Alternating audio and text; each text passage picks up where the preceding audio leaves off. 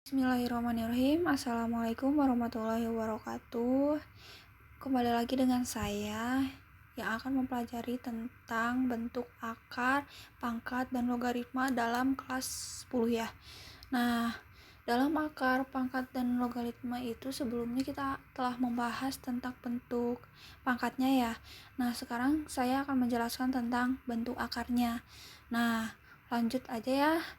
Yang pertama yaitu konsep. Sebelum kita masuk ke bentuk akarnya, kita harus tahu konsep bilangan rasional dan irasionalnya. Nah, konsepnya bilangan irasional didefinisikan sebagai bilangan yang tidak dapat dinyatakan dalam bentuk perbandingan. Ingat ya, tidak dapat dinyatakan perbandingan. Nah, sedangkan bilangan rasional itu bilangan yang dapat dinyatakan dalam bentuk perbandingan. Nah, kalau perbandingan di situ berarti yang ini rumusnya. Nah, ini ya. Oke, apa sih yang membedakan contoh bilangan rasional dan irasional itu? Kalau irasional, yang pertama ya irasional itu bilangan yang tidak bisa dibagi kembali seperti ini. Akar 2 tidak bisa kembali lagi dibagikan ya. Bisa jadi A per B dipecahankan. Nah, hanya untuk bisa di desimal. Oke, yang kedua akar 7 sama. Nah, kalau rasional itu bisa dibentuk dengan perbandingan. Misalkan ini 17/99 dan akar 9 juga kan bisa dibagi lagi jadi 3 dan 4 dan seterusnya 1,5 desimal jadi pecahan kan ya, jadi A per B jadi 15/9.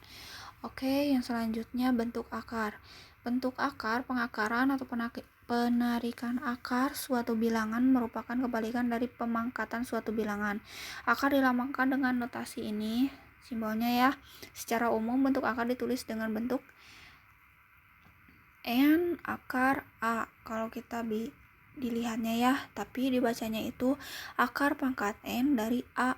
Oke, dengan bisa kita keterangan dari rumus ini di bawahnya ini ya. Nah,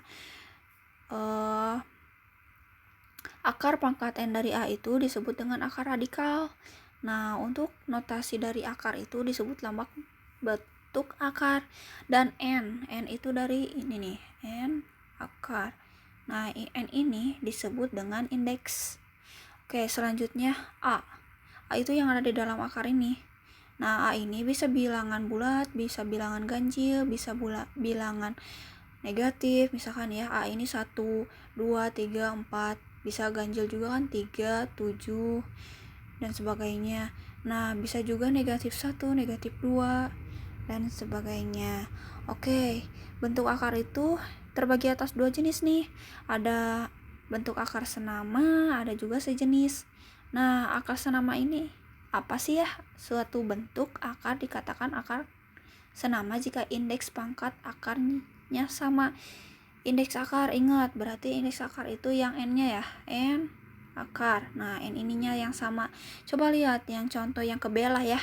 Nah, indeksnya itu 3 katanya. Berarti si N ini tuh 3 ya. Berarti 3 akar berapa bla bla bla.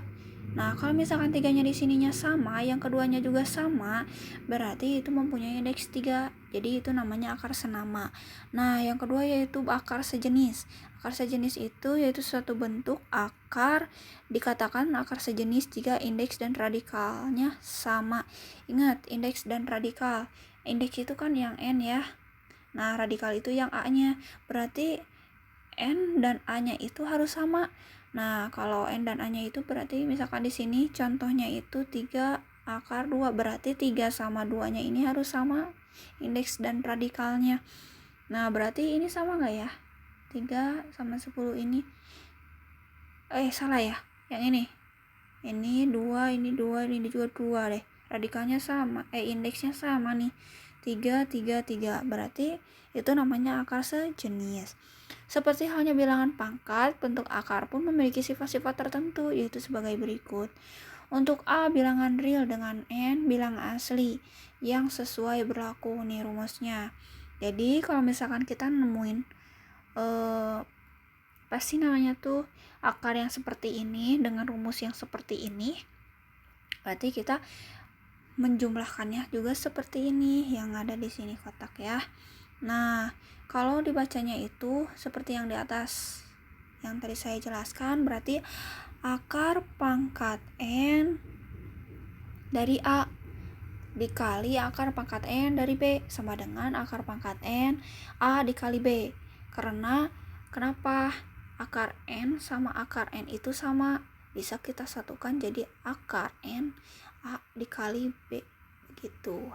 Nah, contohnya nih, lihat contoh dengan menggunakan sifat-sifat bentuk akar. Sifat bentuk akarnya yang ini yang barusan saya jelaskan ini. Nah, sederhanakan bentuk akar dari akar 8. Akar 8 itu berapa sih? Faktor dari akar 8. Coba berapa? 8, 4 kedua, 2 kedua. Bener kan? Ya. Nah, berarti kita ambil yang ininya. Berarti 4 sama 2. Berarti hasilnya berapa? 8. Ingat ya, ini akar, ini juga akar. Nah, 4 kali 2 akar 8. Berarti hasilnya, kenapa 2 akar 2? Karena akar dari 4 berapa? Akar dari 4 yaitu 2 dikali 2 sama dengan 4. Tinggal diakarkan deh. Tapi hasil dari akar 4 itu yaitu 2. Akar pangkat 4 itu sama dengan 2 karena 2 dikali 2 4. Oke, selanjutnya 2 akar pangkat N dari A per akar pangkat N dari B. Bisa jadi dirumuskan itu akar pangkat N A dari A per B. Contohnya nih, sama-sama seperti di atas, yaitu akar dari akar pangkat 2 dari 2 per 25. Jawabnya bagaimana sih ya? Seperti yang halnya seperti dari rumus yang ini. Berarti akar pangkat 2 per 25 ini jadi dibagi 2 itu. Jadi seperti yang di depan. Berarti akar 2 per akar 25. Nah, dipisah yang ini 2 sama 25-nya. Nah, jadi akar 25 itu berapa sih? Berarti akar 25 itu, ini akar 2 ya tetap karena irasional. Berarti akar 25 itu hasilnya 5. 5 kali 5, 25. Hasil dari akar 25 itu 5. Oke, selanjutnya bisa dibaca ya kalau untuk rumusnya. Ini rumus yang ketiga. Langsung contoh operasi bentuk pangkat dari 2 ini. Nah, 2 akar 3 ditambah akar 2 dikali 3 akar 3 dikurangi 5 akar 2 sama dengan 6 dikali 3 itu dari mana coba? 2 dikali 3, coba kita hitung ya. 2 akar 3 ditambah akar 2. Berarti 3 akar 3 dikurangi 5 akar 2. Berarti 2 dikali ini, 2 dikali yang ini. Coba ya. Kita hitung. Kita ulang kembali ya tulisannya. 2 akar 3 ditambah akar 2 ke sini ya, ke atas saja. Berarti 3 akar 3 dikurangi 5 akar 2 ya. Oke, ini 2 kali 3 6. 3 akar 3 kali 3 3. Oke, selanjutnya udah dari sini 2 kali 5 min 10. 3 kali 2 akar 3 kali 6. Lalu ini 2 akar 2 kali 3 akar 3. 3 akar 6. Ingat ya, positif. Oke, akar 2 kali 5 akar 2 dikali min dikali 5 akar 2 berarti berapa? 5 min 5 akar 2 kali 2. Nggak usah akar. 2 kali 2 aja berapa? 4. Berarti kali 2. Nih, sama kan ya sama yang di sini. 6 kali 3 10. Min 10 akar 6 tambah 3 akar 6 ya itu, dan dikurang 5 kali 2. Coba kita hapus. Nah, betul kan? Nah, Terus selanjutnya 6 kali 3 18. 10 kita punya 10 dibayarnya 3 berarti min 7 akar 6 kan sama ya, ini penyebutnya 6. Oke, penyebut akarnya 6 berarti tetap 6 di sininya. 5 kali 2 10. Hitung aja 18 dikurangi 10 berapa? 8 ya, dikurangi 7/6 karena ini berbeda ya, tidak ada akarnya berarti ya berpisah. 8 dikurangi 7 akar 6. Oke, selanjutnya yaitu pangkat tak sebenarnya. Untuk sebarang nilai A dengan A tidak sama dengan 0, M bilangan bulat, N bilangan asli, dan N lebih besar daripada 2. Berlaku rumusnya ya, kita lihat rumus saja. Untuk pembacaannya kalian sudah tahu ya yang saya jelaskan. Langsung kemana ya? Contoh, ubahlah bilangan berikut ke dalam bentuk bilangan dalam bentuk pangkat tak sebenarnya. Nah, kalau akar X itu kan pangkat setengah ya. Nih, X itu pangkat setengah. Akar dari itu, ini tuh jadi setengah pangkatnya. Berarti kalau ini X-nya itu berarti setengah. Udah gitu aja deh. Nah, untuk yang kedua, nih yang ini, coba hapus lagi. Nah, kalau misalkan kita nemuin yang kayak gini, berarti akar N A pangkat M, berarti A M-nya itu yang ini, yang di dalam ini, jadi di atas, pangkat atas ini pembilang, dan N-nya itu jadi penyebut, pangkat penyebut. Nah, otomatis kalau misalkan kita lihat ya dari contoh nih, 6P 3/4. Kalau kita masukin ke akar bisa nih, jadi berapa? Ingat ya, ini jadi M, ini jadi N, berarti akar dari 6P, N-nya berapa? N-nya itu yang 4 ya. Nah, N-nya itu 3, berarti 3 6P 4 deh. Kebalik gak? M-nya itu sebentar.